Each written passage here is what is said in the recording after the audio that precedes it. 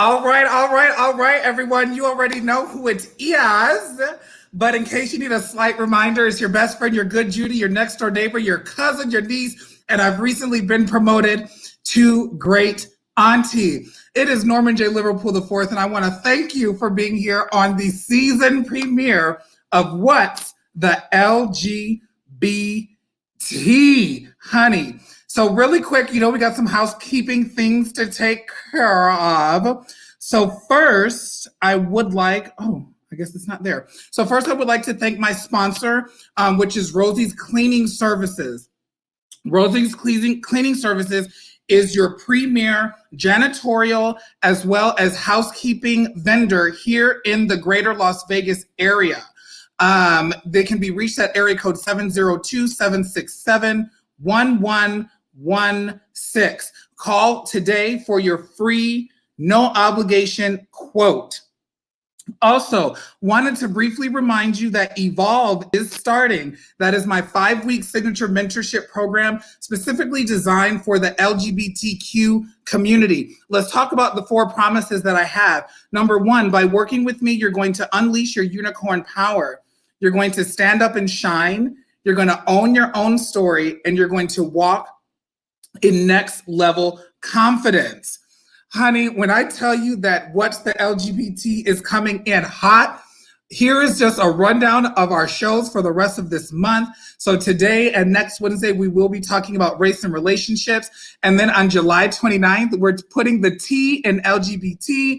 I have special guest, Elena Pendavis, and some other some very well-known trans people, and we're gonna open up that dialogue, and so I'm really excited about it. Just as so you guys know, please feel free to put your questions in the comments. If you are on my personal page, I cannot respond to it. So if you have comments, you can put it here. I just cannot respond from my personal page. It has to be on the Over the Top Living page. So any questions you have for me or any of my guests, certainly feel free to put them in the comments. So we have come to our first segment of the show, honey, which is called The Gag. So during The Gag, that's when we're going to be talking about things that are newsworthy in the LGBTQ community.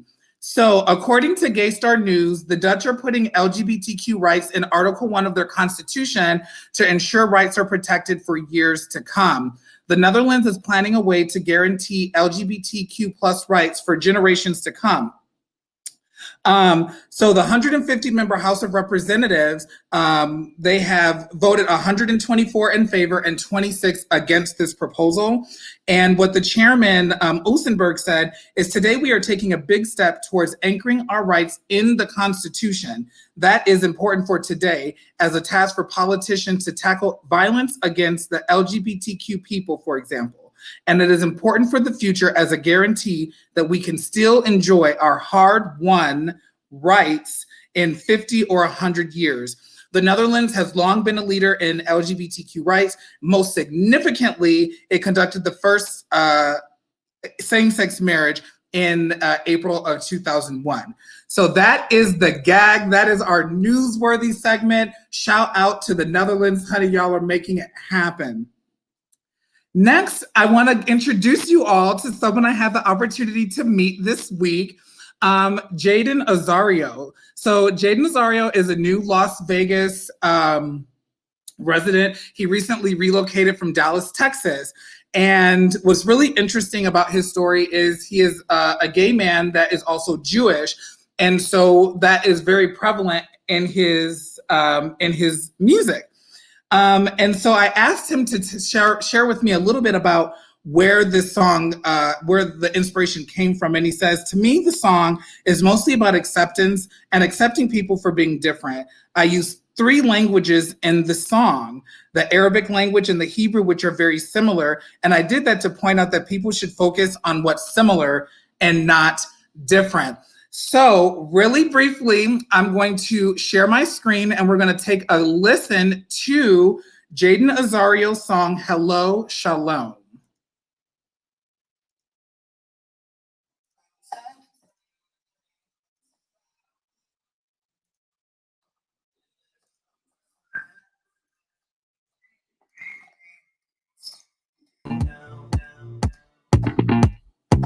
when I pray to Adonai, my God. You told me once, my sole purpose is to make a mark.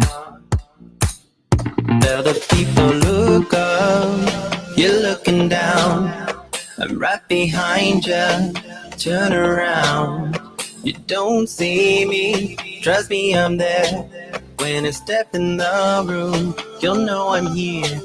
When I say hello, hello, hello, hello, hello, hello, hello, hello, hello, hello, hello, hello, salam, shalom, you're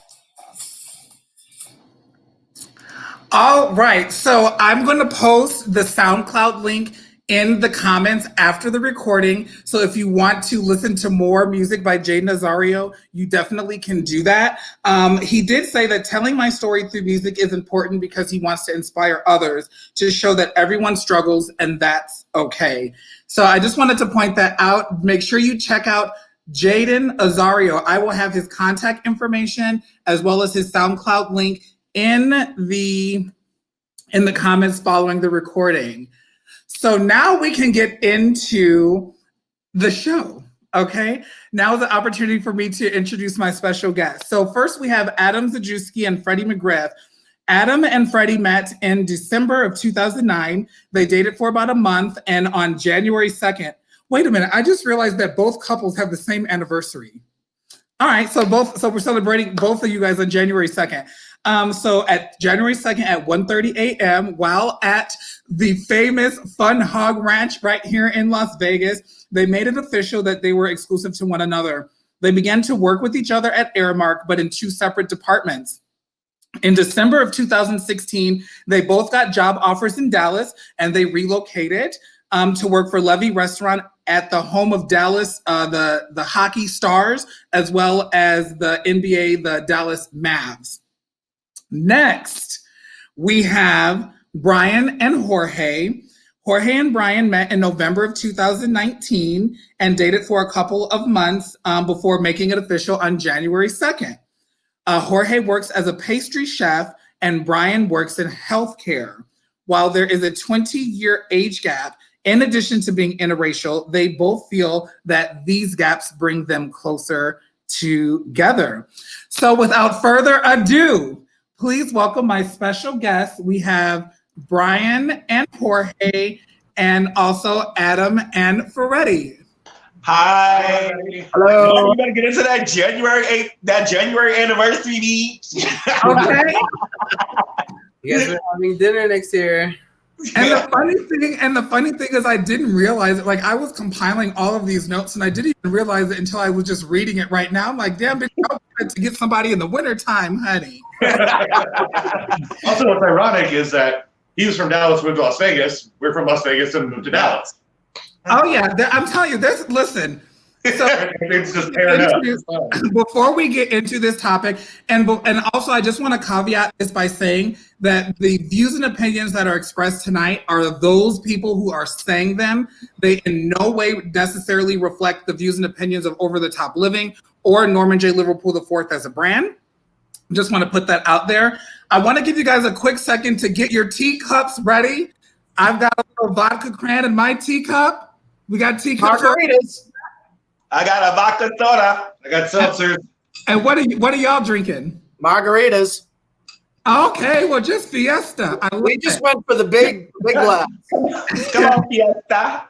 I absolutely love it. Dee, thank you so much for tuning in. Good evening to you. All right, y'all. So we're just going to get right into it. So I would like for you guys to take a moment and just introduce yourselves as a couple. So we'll start with Adam and Freddie. Let's talk about I talked about how you met, but talk about what that was like about meeting, how long you guys have been together, and just to give the audience a little bit an idea of who you guys are as a couple. Okay. So Freddie and I will be together 10 years in January. We've known each other prior to us even dating, just from being out in the Vegas Pride scene, the gay bars, just being out in the Vegas neighborhood, running into each other, working different events, stuff like that. Like you said in your intro, shortly right after we started dating. We ended up moving in together, and it's just been full steam ahead for almost 10 years, and we've never stopped and looked back. Yeah. You know what? It's so funny because I always joke and I always say I haven't done anything for 10 years except live. So that's blessing. That's a blessing that you guys have been able to maintain that for 10 years. Freddie, did you have anything that you wanted to add? No, I'm just gonna say like how we officially like knew each other is basically by the Snappy Board that brought us.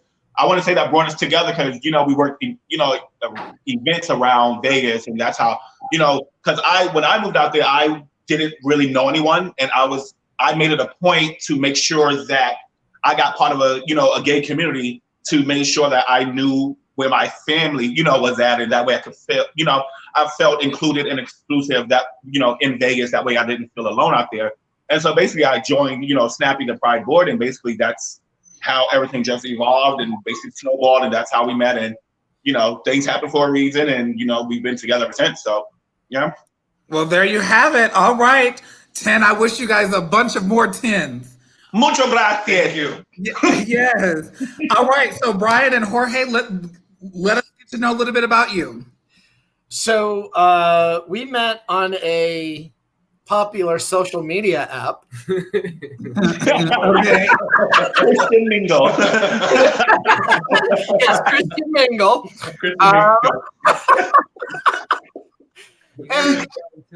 And we just kind of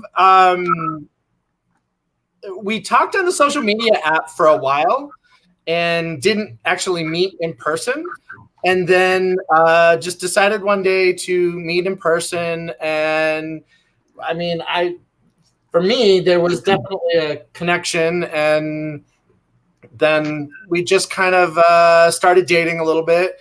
And on January 2nd, it was just the day we decided to, make it official. And George moved in, and we've been together ever since. All right, awesome. George, do you have anything you want to add? Yeah, I couldn't help it. This guy has a really big heart. He loves people. He wants to care for people, and that's something I care about because I love food. So like it's so important to me, even if I'm not the boss, for food to go out to the person, even if it's not for my, I don't know how you say it, for my, what do you say, like English, to advance or to Oh, I see what you're saying. Yeah, you do it just for the pure joy. And for the person to have an experience. I don't want to gain anything from it. I want to give someone something they can take away from the food. Even if I don't know how to make it, I want to make it good for them, I love that. Well, I guess what you guys have definitely taught me is that I'm going to be single till January. And hopefully, right after New Year's, that's, that'll be the time for me. Happy anniversary. Right. Girl, we're just going to have all January 2nd. So let's just get right into this. And I'm going to keep this in a rotation. So we're going to start with Adam and Freddie you guys will answer first, and then we'll go to Brian and George. Okay. So has your race or your partner's race posed a challenge in your relationship? And if so, can you tell us a little bit about that? A challenge per se, I would say not really a challenge. It's more of a because I'm a Virgo, I'm very protective, and so I could take shit all day, every day. But it's once either they mess with him or someone makes him upset because of something he's heard them say about me or us as a couple, then that's when I get pissed, and I get mad, and then I kick ass, and where he doesn't want to do it, he's just Freddie, just don't worry about it, But me, I like no, because if they do it once, they think we're going to get away with it, so nip it in the bud immediately. That way, they don't do it again. Okay. So that's how I am. I'm just very protective of my friends and family, and of course, Adam. I'm like, y'all can do whatever y'all want to me. I have skin thick as leather. I'm from New York. I'm fine. But it's when you cross him is when we have the problem. So I think that's maybe really the only challenge that we've, that that we've come across with our relationship. Do you want to add anything, Mr. Dajewski? No, not really. I mean, he says he has tough skin. I have plenty of tough skin as well. It's just Texas is definitely different than Vegas as in a interracial relationship. Unfortunately, Let's talk about that. How? Why? There's still a lot of a silly hillbilly, we'll say, to be the least. And some people are just very ignorant and decide that they can just run their mouth whether they're drunk or not and think it's okay. And to me, it's their plain ignorance. Me, I don't see color. It's just I see a person. If you have a bad soul or a bad night, it shows on you, and it doesn't show well. And I don't care how many more times you walk up to me after that. If you've done me or said something wrong, dirty about me or about my husband, you're done. I don't need you in my life anywhere around me at all. I'm not going to put any effort into making that communication with you and having you take any little piece of that away from me. All right. Well, honey, y'all letting the Texas girls know about it. All right, we're going to switch over to Brian and George. I'm going to ask George to start first.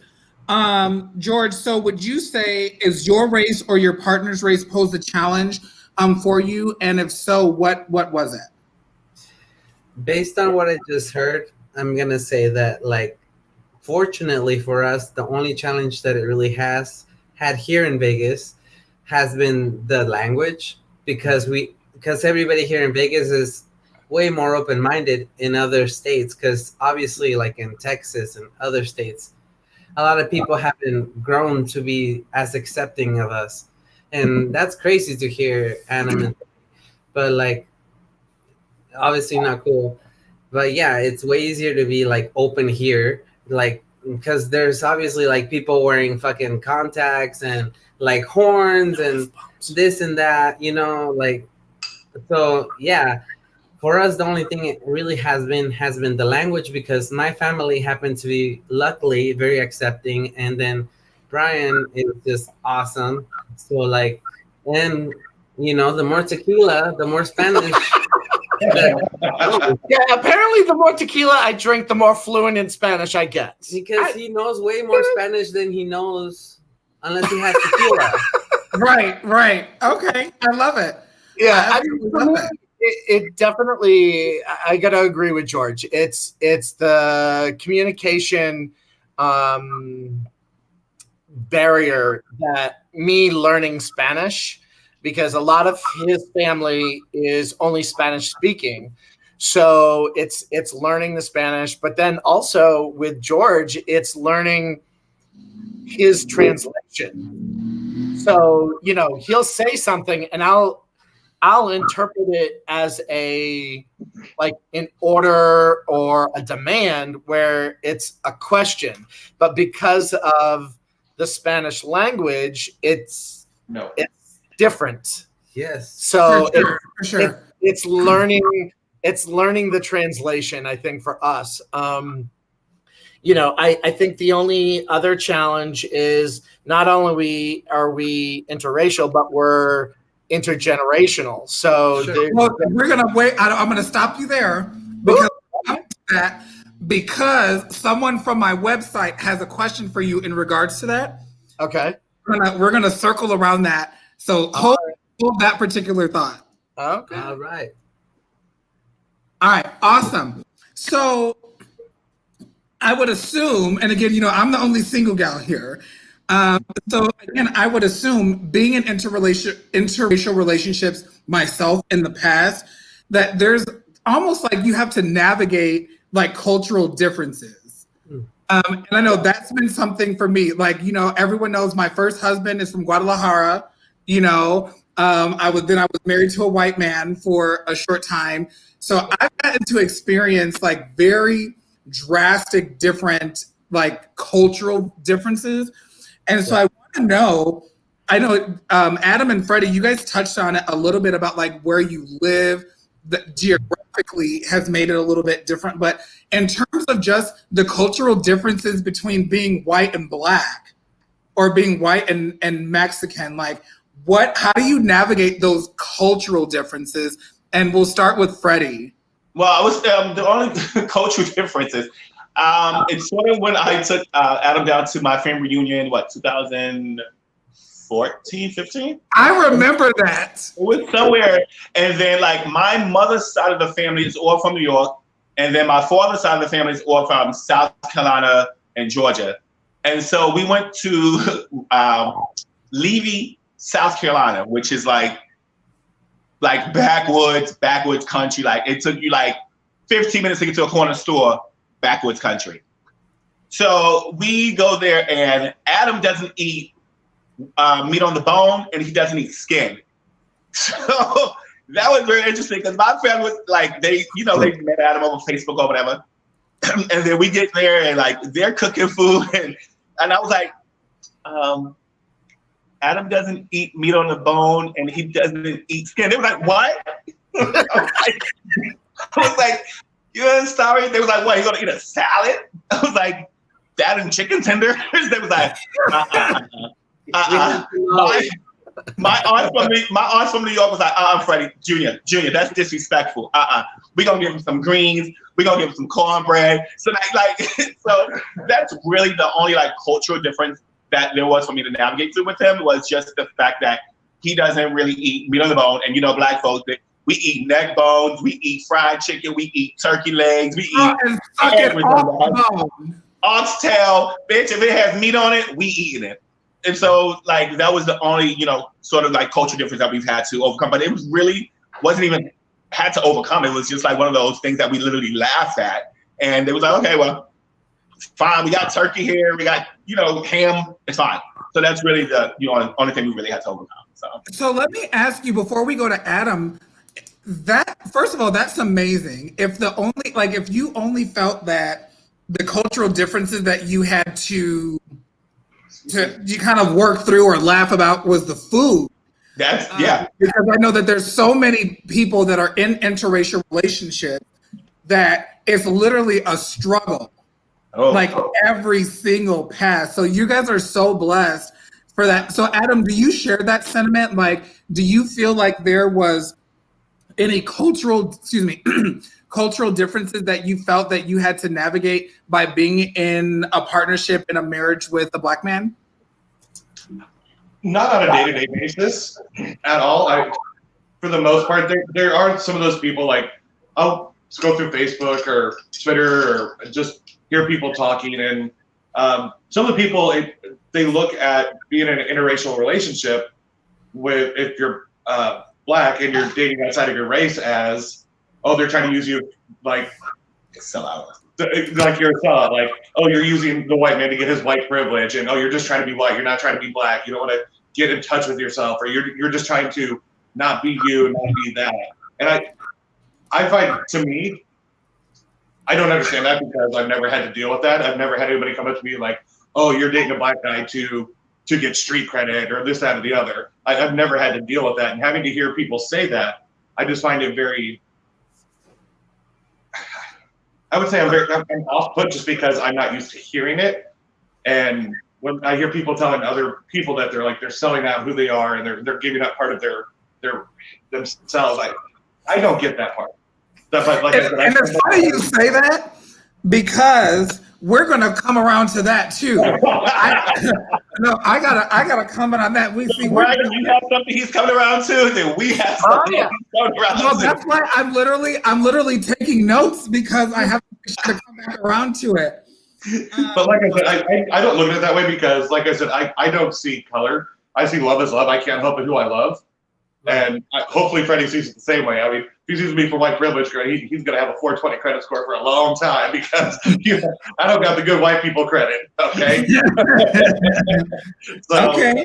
But that part always, that's the one thing that I've always had an issue with hearing and seeing of people like telling, saying behind somebody else's back, they're being a sellout or they're doing it just to try to do this or do that or to try to better themselves. Anybody can better themselves in any situation from whatever role or ethnicity they come from. It's about putting yourself forward and doing it and making sure that you achieve whatever you want to achieve.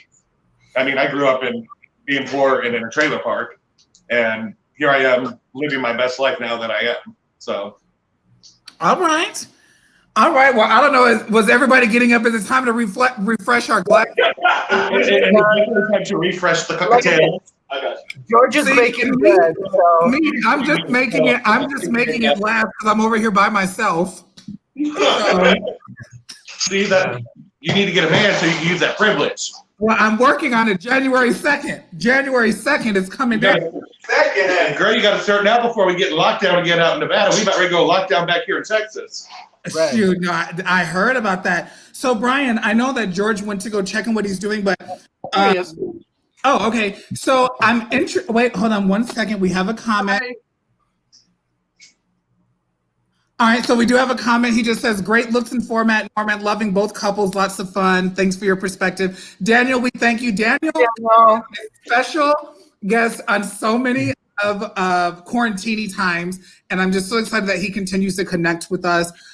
So the question is, how do you navigate cultural differences? And so I'm curious to know your guys' situation because, Brian, you know, for me, that I was married to, you know, someone that was Mexican and a Latin culture. So how do you navigate those cultural differences? So story time. My first cultural introduction to George and his family was his niece's quinceañera. Now, I'm from New Hampshire, and when we have a birthday party, you know, we show up with a gift, a cute little cake, and we call it a day. No, man. Let me tell you, a quinceañera is on a whole nother level. Let me tell you what. I mean, relations come far and wide for this thing. I mean, I was the white guy at the quinceañera that everybody was staring at, and I'm just doing like one of these all over the place, and it was wild. But the difference is, from what I've seen in quote unquote white society, is that you have to be invited. And in what I'm seeing in the Mexican culture is you show up. You just show up. Right. You know? And so for me, I can say that George and his family have really introduced me to not only a whole new culture, but a whole new family style, you know, where it doesn't matter the color of your skin. It doesn't matter the ethnicity or your race or anything like that. If you have love in your heart and you are good to people, you are family. So, and the rest will work out. Have a couple of shots of tequila. We'll work it out. Couple of Modelos. We're good. You know? What about for you? What about for you, George? Like, how have you navigated the cultural differences in your relationship? I had to learn how to not assume, because I thought everybody liked the same stuff that I like. So then anytime I'd be like, you don't like this? I'd be like, it's kind of offensive, the tone that I had, because I have like a lot of fire and passion. I'd be like, you don't like this? So it's like, it's okay. That watermelonness. I'd be like, what? I'd be, okay. And he's like, are you being mean? I'm like, no. Like, it's just, what? So it's like different. It's like the form of saying, expressions, things like that, they're all different. And just like have sayings and the way that you say things, and then jokes, they don't translate the same to Spanish to English. So then whenever he says a joke, I'm like, what? And then he'd be like, it's a joke. I'm like, what? Okay. All right. I'm like, I'm kidding. So I would like to take a brief moment away from my prompts and read some of the questions I got on the website. So again, friends, you already know, you guys email me your questions. If you go to www.overthetopliving.com, you can scroll directly to the bottom and leave your questions. Today we have 5 questions. 1, 2, 3 were directly related to a particular person. So we're going to start with the general questions first. So Jasmine, honey, from Denver, Colorado. There they go. Oh, y'all are okay. There you go. You're back. Okay. Okay. Plead the fifth. No, different translation in Spanish. Gotta go. Reclaiming my time. Reclaiming my time. Giving my time. So listen. So Jasmine from Denver, Colorado writes, Sure. you could do it over. Would you still choose to date outside your race? And she bolded the word choose and italicized that. So I'm curious to know, because Miss Jasmine, honey, I don't know if I understand your tone, but girl, we'll dissect that. But Jasmine from Denver, Colorado says, if you do it over, would you still choose date out of your race? And we're gonna bring that right back down to Mr. Adam Zajewski. Well, I would choose not to be a bitch if I asked a question, but as I said, when I see people, I don't see a color. I see love. The only time I ever see a color is when there's hate, and that's showing me the negativity in you. So, to me, I'm not doing anything, and I'm not choosing anything. I fell in love with who I fell in love with, just as Jasmine chose to fall in love with whoever she fell in love with. She might be single. She might be single like me. She better go get her a rabbit then and not be single. January 2nd's coming up, honey. Turn it out high and dust out the pipes. Yeah. I mean, Adam, I agree. It's not a choice. It's here. It happens. And, I mean, if it's just the person that I fell in love with, and I don't see color, I don't see race. It doesn't, Yeah, it's like, that's like me. If you choose to not treat me right, if you choose to be stupid, if you choose to do this, and if you choose to do that, I'm going to choose not you. So, Freddie, I'm so glad you chimed in. I'm happy Freddie chimed in because we actually got an email for you. This is Renee from Seattle. Yeah. Okay. And she says, Freddie, given the current racial situation in the U.S., do you feel like you need to justify your relationship because you are with a white man? Hell no. To justify nothing. Because at the end of the day, the only person I have to answer to is God. I came to this world alone. I'm going to leave this world alone. So no, I don't have to justify anything. Now, support? Yes. Will I support my fellow Black brothers and sisters? Of course, I've always done that. Or because I'm dating a Caucasian man doesn't mean I'm not going to do it. Trust you me. I've been called, sell out, this thing, blah, blah, blah, whatever. I've dated, almost every spectrum of the rainbow in my life, and justify. I don't know. Of course, I don't have to I'm not going to be more pro-Black and aggressive Black or because of what's happening. I'm going to continue to do me. I'm going to continue to support, my brothers and sisters like I've done in the past, but it's not all because the current situation, I'm going to go out here in an afro, a black leather jacket, black pants, black gloves, and be like, Black Panther. I'm not, that's being over, don't want to say this word, but that's being over top. That's being over aggressive. That's being, too much. Because there is a such thing as being too much. You can still make your point and be smart about it and, do what you need to do. Not be over the top. Not be over the top, because when you're doing wait, not to be confused with over the top living. No, that's what I'm saying. Not you. I'm saying when people are like over, like she said, I do have to justify being Black. I'm not going to overly justify myself for being Black because of what's happening. Because now what you're doing, now you're being over aggressive, you're being over assertive, and not always when you yell at someone being overly aggressive, they're not going to listen. Because I won't. Because you yell at me, I'm not going to listen to you. Talk to me with civilization, talk to me with respect, and then that's how you get your point across. So to answer her question, no, I don't have to justify myself being Black because of what's going on. I'm gonna continue to do what I do and did what I did and support my brothers and sisters like I've done in the past. Ooh. Well, our next question is for Brian. Now, apparently, this is someone who has watched the show, and I guess you mentioned. I think you mentioned on one of our perspectives that there was an age difference in you and George's relationship. Yep. And so Carmen from Wheaton, Illinois, asked Brian, which is more challenging, the age or the cultural difference? I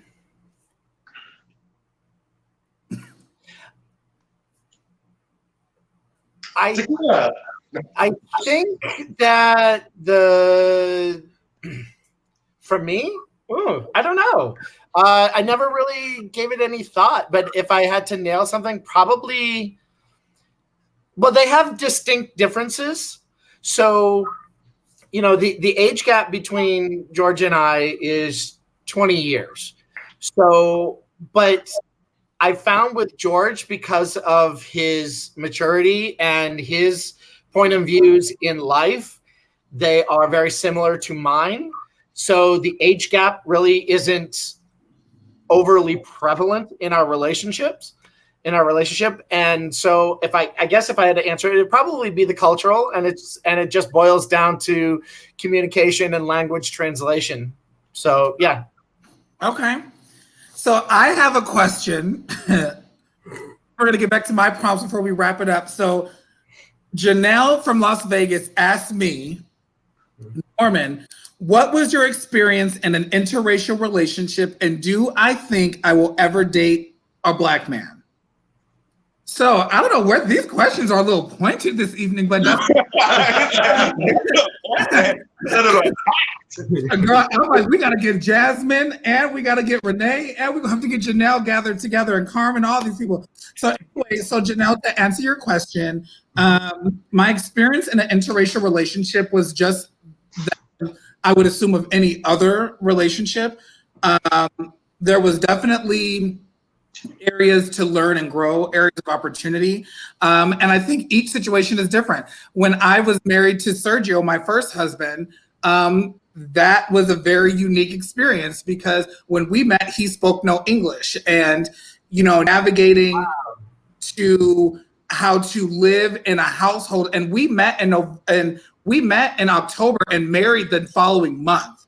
So, there was no room for really, it was by that point, right? And I'm happy to say that even though that we've divorced, he is still one of my closest friends today, and going on 7 years. My second marriage was with a white guy, which was completely different than the first. He was from the country in fucking Kansas.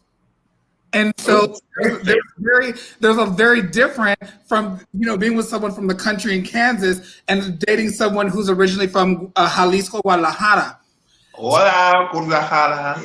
Okay. So I would say my experience being in an interracial relationship was, it was just that. It was just me being in a relationship. I will say that I'm really specifically grateful for my first marriage because it introduced me to Mexico, which is my new love. And I go there several times a year. And I just love being embraced by that culture. But I don't think it would be any different in terms of the relationship.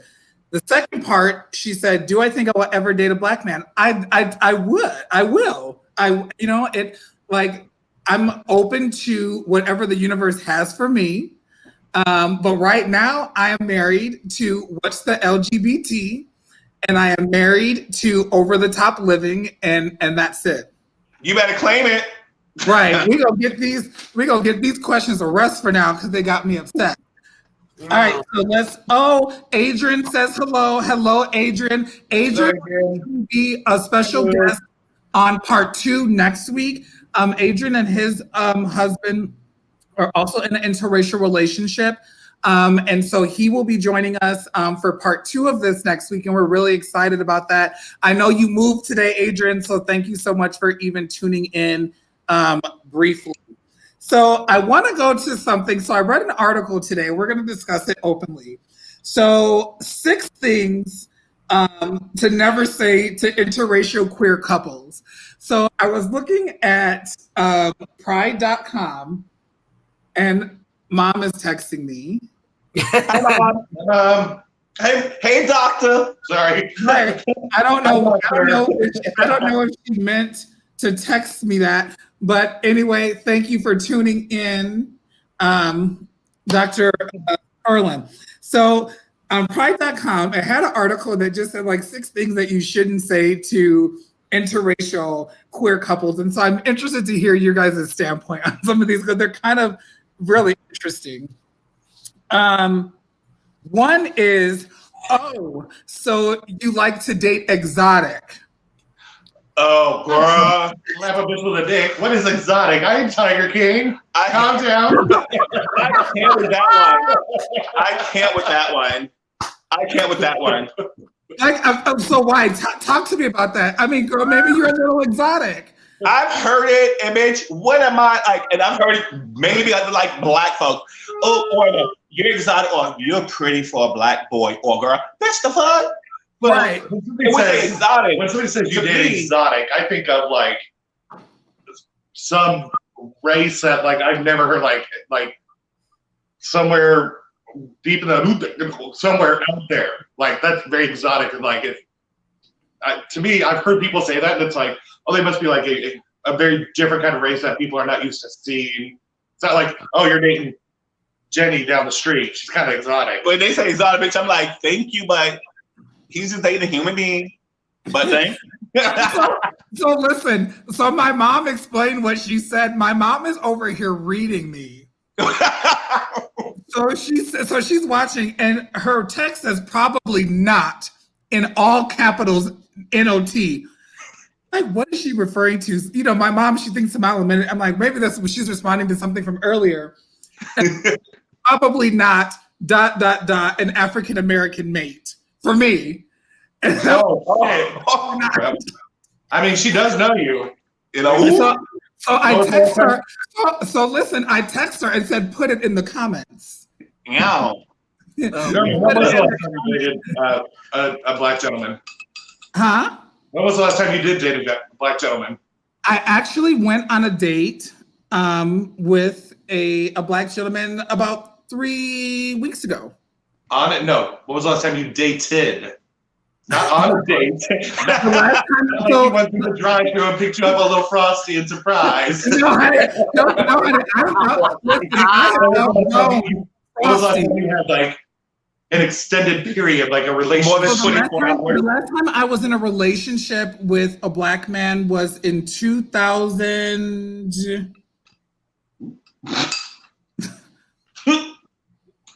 Cancel. Bye. 2011. Yeah, it was. I mean, it's been a couple of years. I mean, probably when he was in high school. Oh, my mom says she has been commenting. I don't see none of hers. I don't. On your page? Any of yours. Sorry, Mom. I know that you're watching. For some reason, I don't see your comments. I will go back through it. If they are on my other page, then I'll make sure to include them for next week. But to answer your question, Mr. Zajewski, it was at least, yeah, my grandmother was still alive. He said, yeah. When Moses parted the Red Sea. No, listen, I didn't say all of that. Now, moving on. The next, Brian and George, we got to talk to you about the comment. So you're dating someone exotic. Brian, talk to us about that. I don't know what they are defining exotic because.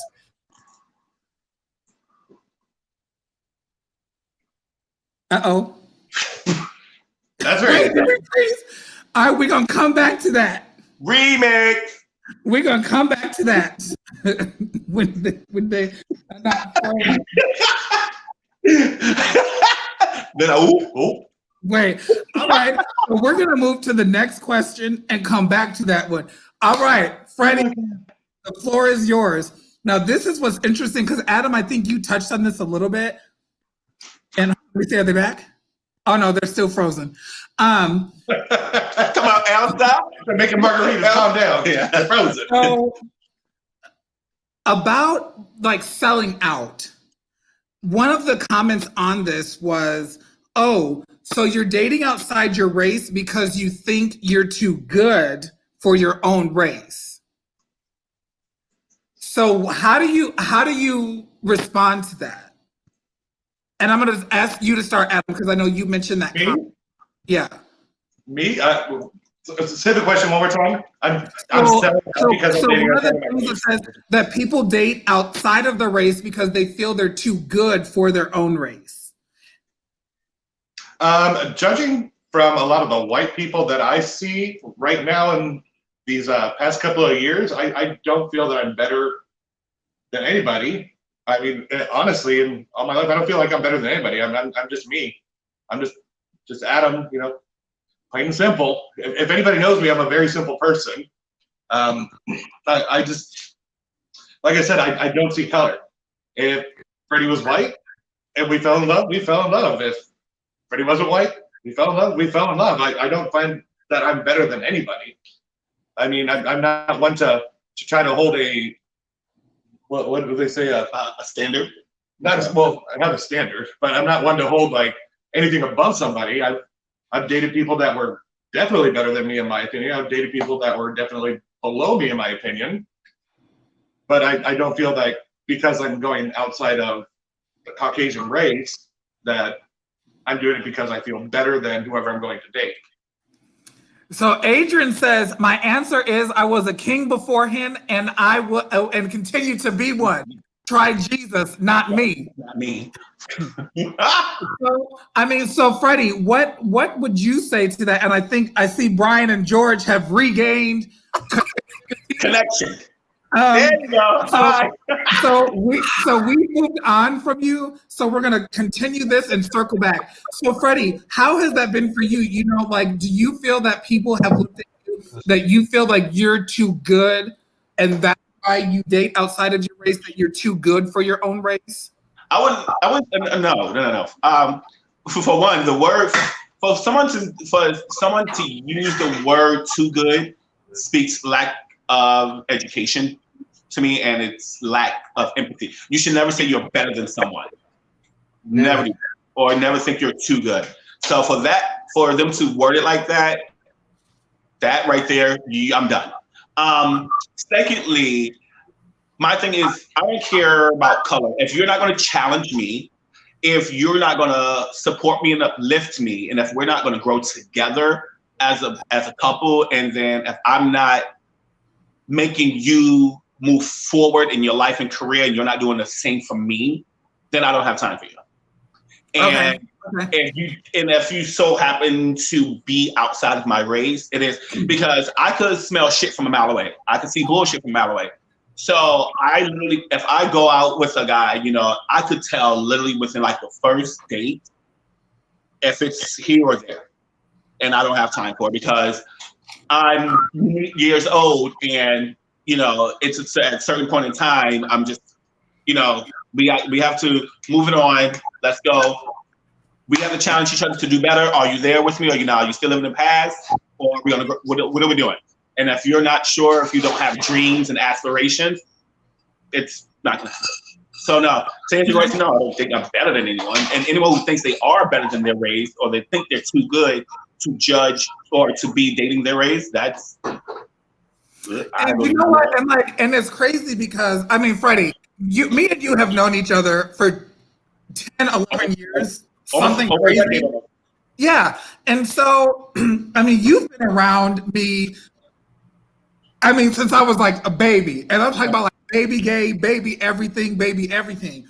And so I get that a lot because like my partners that I've been exclusive with and people that I've been married to have not been Black.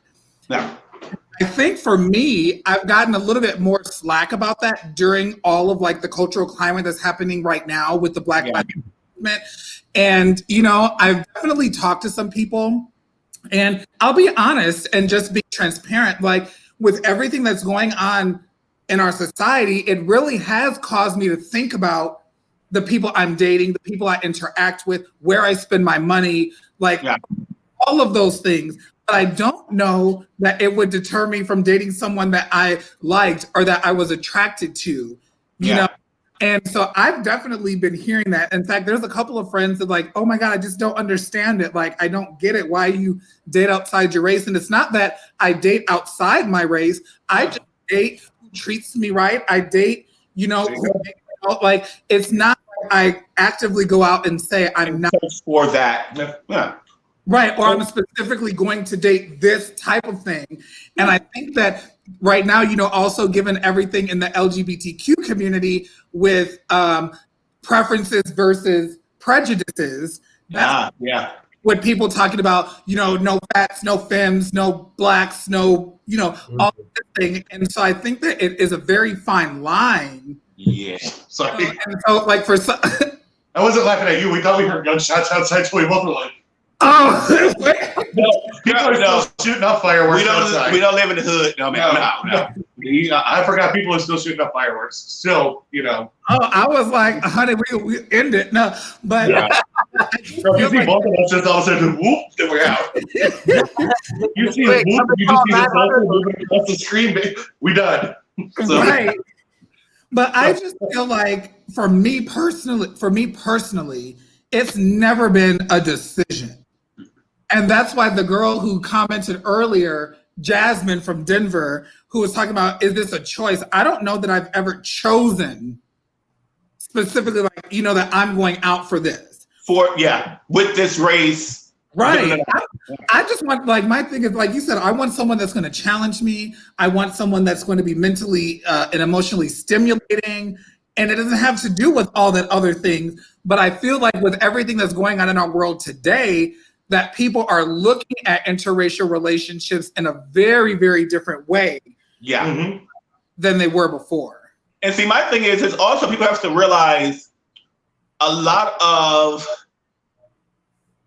I should say, I don't want to say, I don't know how to say this. Like, it's mostly like, if I'm chilling at a bar or at a club, there's almost a guaranteed chance, because I'm a very social person, social butterfly, there's a very slim chance that either an African-American man or any other man will come up to me and start a conversation. But if I'm sitting at a bar, honestly, a white person is gonna come up and talk to me because of whatever. And that's my experience that I've experienced, is that a lot of Black guys don't wanna come up and talk to me because they don't, you know? And so whoever conversates with me first is basically who I'm gonna conversate with. You know, and then how you carry yourself speaks a lot as well. Like if you're, you know, a Black guy, Latino guy, you know, an Asian guy, whatever. If you're wearing your pants halfway around your ass and you looking like a bum that just came off the street and you just talk on, yo, what up, son? So yeah, boy, back the fuck up. No, next. That's what we're not gonna do. You know, so if you come to me, you present yourself very well, you know, you're groomed, you speak, you know, respectful, you don't have to be intelligent. Respectful, at least, you know, then that's how, you know. See, I love that. You don't have to be intelligent. No. You must be respectful. Respectful. Yeah. I love that. So to close this out, our last question, our last prompt of the night is, again, coming from pride.com, talking about things that you never say to an interracial couple. And I have heard this so many times. Did you talk about it? Queer and interracial, isn't that a bit much? So for the people that are like, oh, you're gonna be gay and be in an interracial relationship, you're gonna do the most. So what are you guys thoughts about that? Of the fact that some people think that if you're queer or identify as gay or a queer person, that automatically disqualifies you, or that means because you have that one minority status that you can then not date outside your race. I can sum that up real easy. Sum it up. We're not the ones with the narrow minds. The person asking the question is the one with the narrow mind, because we don't see race, we don't see color, we see love. And it doesn't matter that I'm gay, straight, Black, white, Mexican, Indian, it doesn't matter. That's not what we're seeing. And so the person that has that thought has their narrow mind. They're limiting their opportunity for personal growth. There you go. Yep. And that's all I can say. Jorge, what is your opinion on that? That's my man. I'll drink to that right there. Drink to that.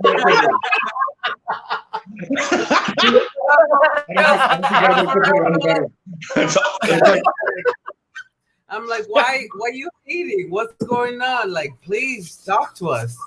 Stop like being so, I don't know, offensive, and like maybe let us help you. What's so wrong? What is the negativity? Like, you know? Like, why can't we just all live together and help each other go forward? You know? Like, there's so much hate in this world, and then racism, and then on top of that, we have this with couples. Like, why do we need to? Because with me being Hispanic, other Hispanics that are not Mexican will not even talk to me outside in bars and things like that, because they're like, oh, he's Mexican, and blah, blah, blah. They have their opinions. So I'm like, there's so much hate, guys. Come on, please. Can we just talk and understand that I don't speak the same Spanish maybe, but what does it mean anyway? Why do we have to hate? Why can't we just try to help each other go forward? The tequila's kicking in, so I may convert into Spanish. Okay, but listen, that's gonna be for the after-hour show. Okay, right. You know, the one thing I did realize is sitting here looking at with our core group of friends that we have here. We have a group chat that's called The Boys. Almost every group that we are friends with, or every couple that we're friends with, is all in an interracial relationship. Yep. Randy and Domingo. It's like the UN. Are white and Latin. Josh Garcia and Matt, white and Latin. Me and you. We're the three main couples in the group, and then we have Carlos. We have Gilbert. Carlos is Asian Latino. Yeah, Asian Latino. And then we have Gilbert, who is Tex-Mex. Okay, that Tex-Mex. He's Texas Mexican. He calls himself Tex-Mex because he was born here in Dallas. And, he's very proud of his heritage and his roots. And then we have James Ware, who was born in Austin, and he's kind of like our father figure out of the group. He's the older gentleman that we all turn to and look for advice. So we have a very well-rounded group of like core people that we hang out here, that we all keep ourselves in check. And and Ricky. I always forget about Ricky. Goddamn Ricky. Ricky. Yeah. We have a really well-rounded group of people that is from all different ethnicities. Damn, come on, drink. I haven't had no shots yet. Shit. But you want to know what? I think that this is such an important conversation, because I think that given everything that's going on right now, right? I feel like there's finally, and I'm happy about that, there are eyes on the injustice that is going on, that has been going on, that has never stopped. You know, it has been going on. It's just televised now. You know, Dad is 60 and has been going through the same thing. Mother is 72, has been going through the same thing. And it just continues to repeat itself. And so I think that especially as being people of color, or not people of color, but just people that identify in the LGBTQ community and in that space, that it's important for us to have these conversations, because if not, we leave it up to chance. We need to have these conversations. Oh, excuse me. It's important to have to. Yeah. And so that's why I'm so excited that you guys decided to join me tonight to initiate this conversation. And we're going to get ready to wrap it on. So guys, I want to thank my special guests. Again, we have Adam and Freddie by way of Dallas, Texas. We have George and Brian by way of Las Vegas, Nevada. And you got Lil Old, and you already know who it is. And I'll tell you more about who I am before we sign out. I just want to remind you really quick. I'm going to mute you guys because I'm having some feedback. I just want to remind you really quick that Evolve, the 5-week signature mentorship program, we are registering right now. There is a link that is scrolling around the bottom of your screen. It is https://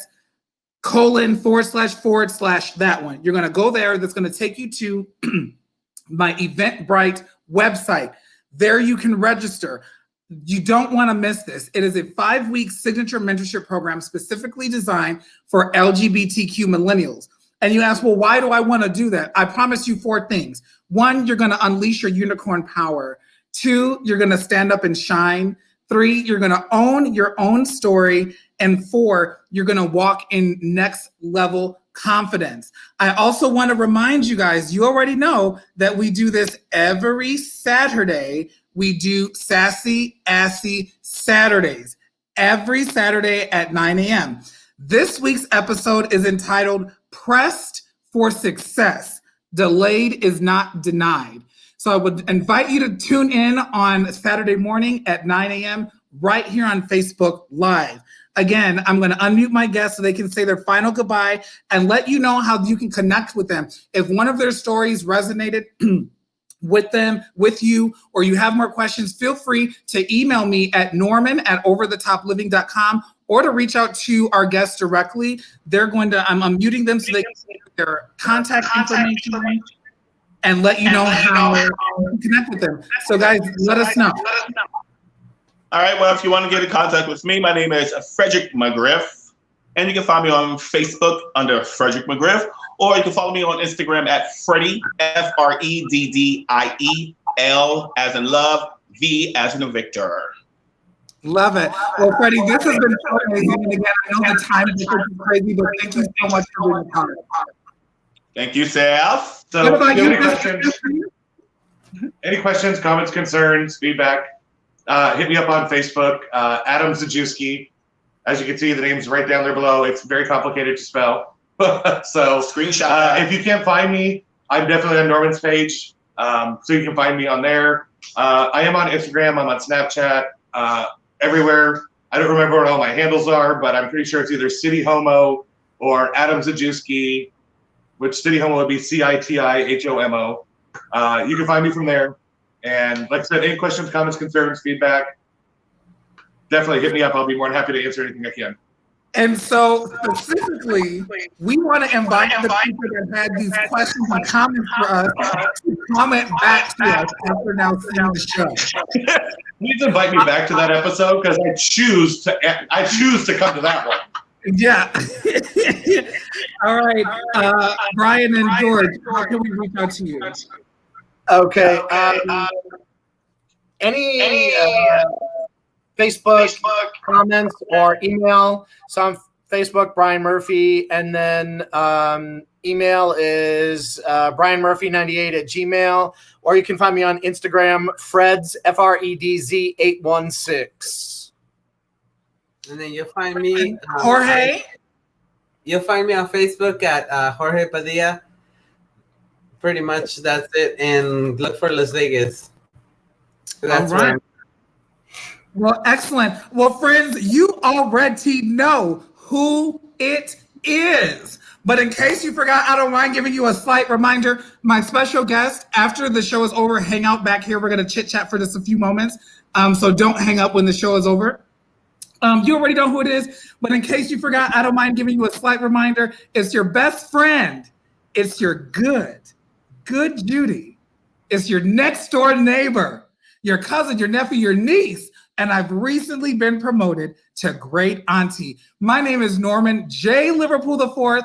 Thank you again for tuning into What's the LGBT? And we will see you next Wednesday at 7 p.m. Pacific for Race and Relationships Part 2. Bye, friends.